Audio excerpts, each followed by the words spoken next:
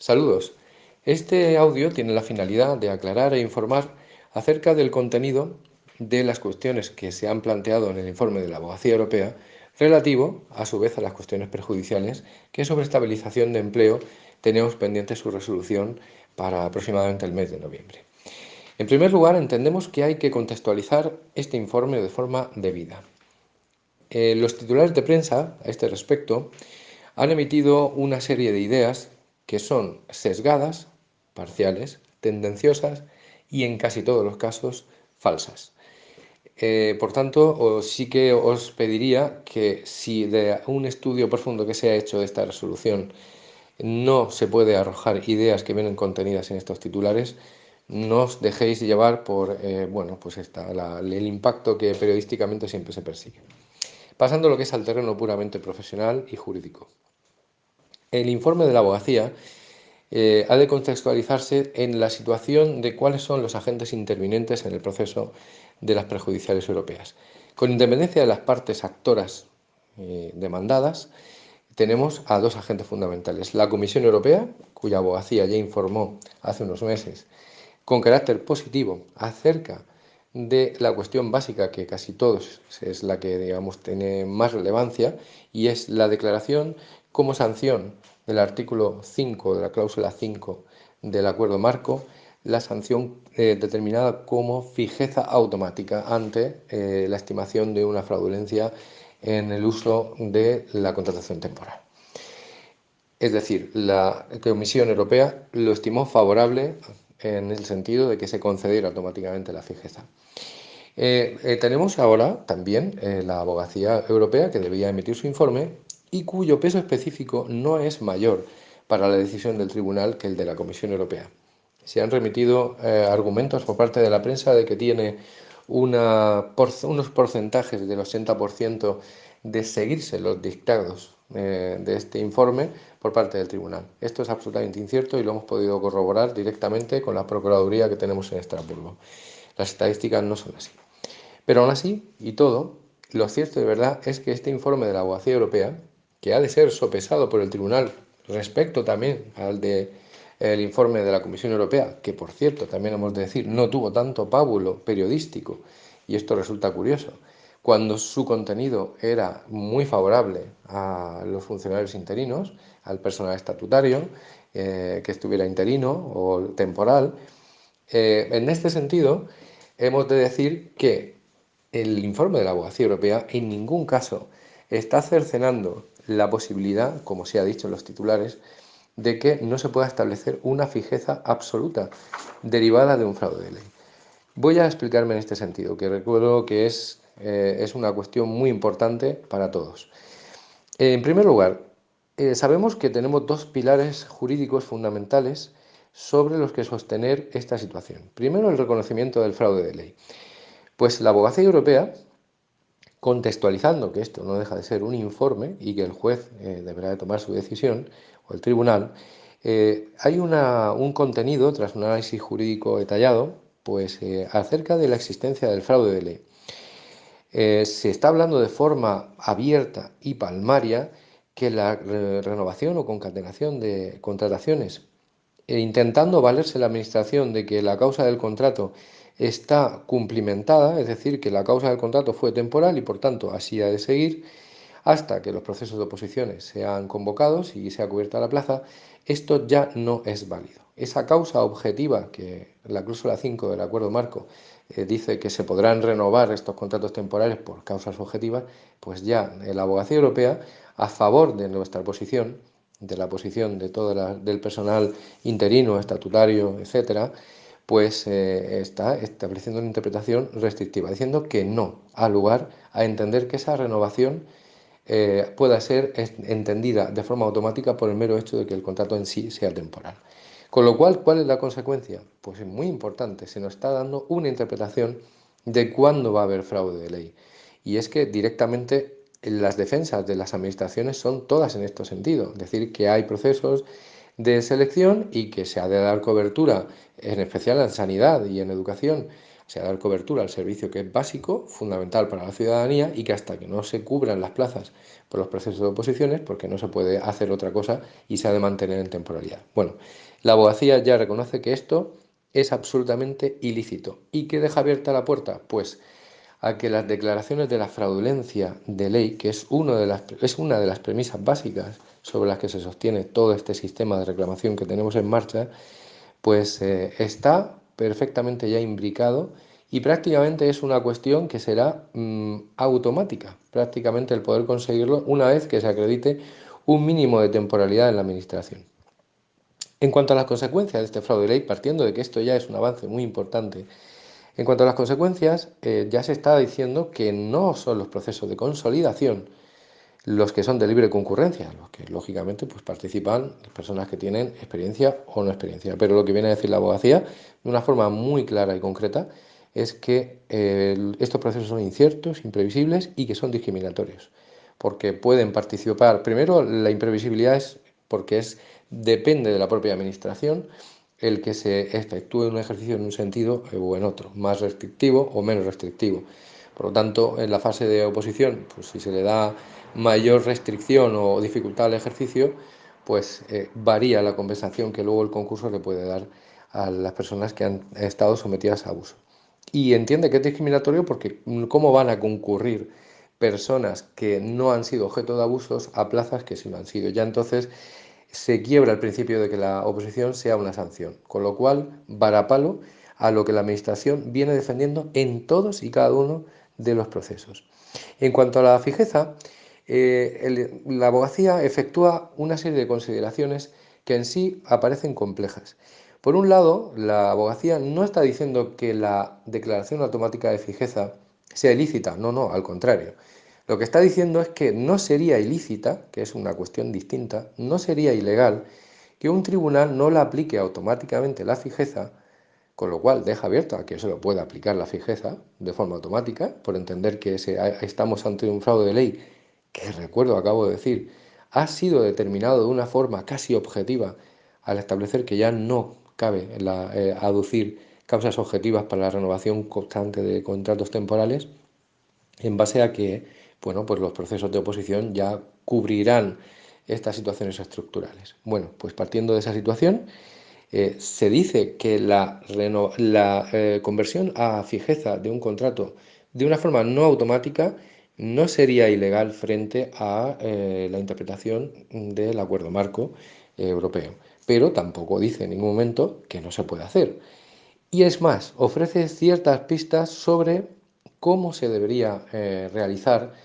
una real consecuencia o sanción a esta situación de fraudulencia casi ya que nos ha anticipado la abogacía europea, nos anticipa, e insisto, esto no es la sentencia, pero bueno, debemos de tenerlo en cuenta como un argumento que sea sopesado por parte de esta institución. Entonces, se habla de que habría que arbitrar por parte de los jueces, y esto es una cuestión que yo me atrevo a anticipar como una idea que queda velada en esta situación, que se da por parte de la abogacía y que si se hace eco por parte del tribunal, esto podría tener este cariz,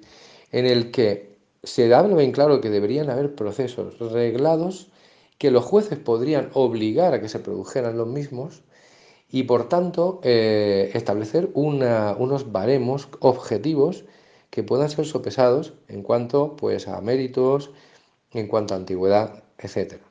Esto nos da una idea de que se deja esta salida a los efectos de que los jueces podrían ordenar, para aquellas personas que hayan demandado la estabilidad, podrían ordenar la participación en una ejecución de sentencia, la participación en un acceso reglado mediante todas aquellas personas que hubieran demandado, pues finalmente que la administración tenga que pasar para poder cumplimentar estas sentencias, tenga que pasar por un concurso cerrado de méritos. Es decir, todas aquellas personas que hayan demandado,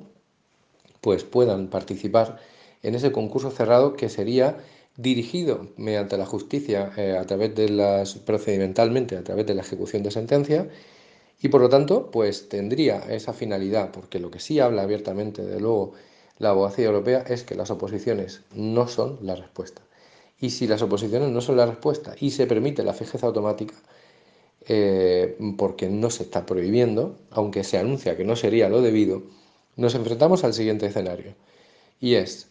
que lejos de este informe perjudicar, permite la fijeza, no con carácter automático, sino con un carácter de proceso judicial estudiado al caso concreto, donde se valoren todas las circunstancias de temporalidad, concatenación de contratos,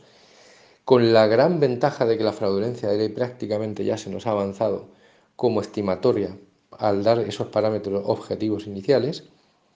y que en todo caso podíamos tener como alternativa de condena, aparte de esa fijeza que no se niega en absoluto, podemos tener una obligación de la Administración a establecer un concurso cerrado de méritos a aquellas personas que participen en los procesos judiciales de reclamación. Y esto es una idea que viene velada, pero que es, y veremos si esto se da paulo en la sentencia, podría ser la salida, desde luego, muy beneficiosa. Porque aparte de todo ello, también se está diciendo aquí, y es muy importante, que con independencia de que exista una declaración de fijeza o exista un concurso cerrado de méritos reglado y analizado por parte de los jueces y que obliga a la Administración a pasar por él, aparte de ello, habrá de pagarse, y esto es muy importante para vosotros, habrá de pagarse cada uno de los ceses que ha existido en vuestra relación, deberá de pagarse una indemnización, no por el hecho de que se os despida, sino por los ceses que hubieron previamente. Y esto es una cuestión muy importante, además de la imposición de una sanción directa a tanto alzado, una multa. Y además, esto también viene otra de las cuestiones muy positivas que han sido reflejadas en el informe de la abogacía, que benefician, es sobre las cuestiones de las impugnaciones que se hayan efectuado de periodos anteriores, de las interrupciones que pudieron existir, por ejemplo, personas que estuvieron en vacantes o estuvieron mucho tiempo en una plaza, posteriormente estuvieron en el paro o estuvieron trabajando un pequeño lapso de tiempo fuera de la administración e inmediatamente volvieron después. Bueno, aquí queda claro que como ya no se deja el principio de prescripción, queda eliminado por parte de la abogacía, y si esto se le da a Paulo en la sentencia final sería muy positivo.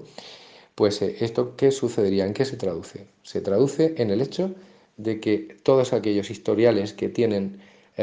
pues vacantes o largos periodos que luego fueron sucedidos por periodos de contrataciones de sustituciones más pequeñas en el tiempo o incluso de interrupciones por el desempleo, como ahora se insinúa, y más que insinuar, que es prácticamente se asevera que contendría una indefensión abierta, iría en contra de la cláusula marco, de la cláusula quinta del acuerdo marco, pues evidentemente estaríamos ante una situación en la que todos estos periodos previos los podéis tener en cuenta y computar a efectos del fraude de ley. Y esto es muy interesante, porque recientemente, si esto se traduce a la sentencia, aquellas personas que yo he informado personalmente de que habría que estudiar estos periodos, pues abiertamente, porque tuvieran menos de 3 meses de interrupción, pues ese argumento quedaría eliminado a favor de periodos de interrupción mayor, dando cabida a personas que tenían menos expectativas, pero que tenían grandes periodos acumulados antes y ahora inferiores o entre medias, queda automáticamente, pues, digamos, dándole carta blanca para que puedan ser objeto de cómputo a efecto de la fraudulencia de ley. Y por último, el tema de las oposiciones. Bueno, creemos que esto es un varapalo increíble. Para las personas, nosotros como servicio jurídico tenemos impugnados algunos procesos selectivos, concretamente el más importante, tenemos impugnado las oposiciones de primaria, perdón, de secundaria del 2018, nos acaba de dar un impulso de lo que nosotros estamos defendiendo sobre la cuestión de que estas oposiciones en realidad, que parten con la finalidad, y además así vienen expresadas, de consolidar, sin embargo, ya la justicia europea dice que eso no sirve como consolidación. Con lo cual, los procesos de impugnación se sucederán y serán con mucho más éxito sus consecuencias que si se siguiera esta corriente ideológica jurídica por parte del tribunal, si se le diera a Paulo. En resumen, y para terminar, no existe estos titulares no tienen un contenido real del informe y por lo tanto no hay que hacer caso de lo que la prensa, normalmente siempre sensacionalista, dicta en este sentido. Y esto es un poco el parecer que quería transmitiros, que lejos de este informe, que tiene su peso específico y que veremos a ver en la resolución qué cabida se le da, no tiene tampoco, como os decía, ninguna relevancia especial o peso específico respecto del otro informe de la Comisión Europea, que no se le dio tanta salida en la prensa y sin embargo está ahí y es positivo en cuanto incluso a estimar la fijeza de forma automática. Y además, este informe de la Abogacía Europea viene a sumar mucho más que a restar, porque lo único que nos resta en realidad es que la abogacía entiende que no es, insisto, no es ilegal a efectos europeos el que no se sancione automáticamente con la fijeza, pero también está inserto en el binomio que se está estableciendo jurídico, que sí podría ser perfectamente viable que un tribunal entienda como sanción la fijeza. Con lo cual, y abre sin embargo muchas posibilidades que estaban antes cercenadas por la propia Administración de Justicia española. Pues nada, siento la extensión, era necesaria, espero que haya servido y nada, os deseo muy buen día. Hasta luego.